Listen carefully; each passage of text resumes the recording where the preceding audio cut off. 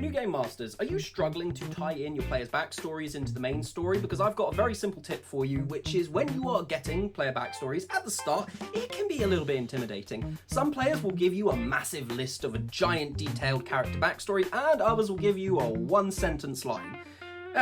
But don't worry, because here is a very simple thing. When you are getting your player's backstory, all you need to focus on is three key things, which is, first of all, have they loved or lost someone? Second of all, do they regret something? And thirdly, is there something they don't know?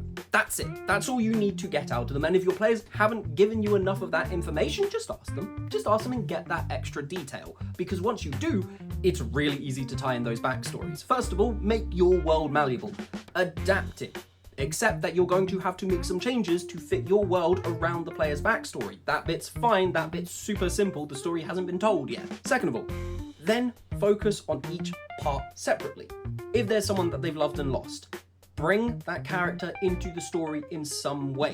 Whether it being that they currently see them, maybe they crop up in the story, maybe they help the players in some way. And if they've lost them, then have their presence felt throughout the story, whether it being that they remember the stories that this person once told, they visit their grave. There's lots of ways to carry that character's presence without them physically being in there, and eventually, after a while, it will almost feel like they were a character in the story the whole time, even though maybe they've never even spoken a single line, even through flashbacks. Second of all, the mistake, the regret. This is going to be a major driving force for your player character. This is going to be something that they have made a mistake about and they do not want to happen again. Maybe they do have it happen again.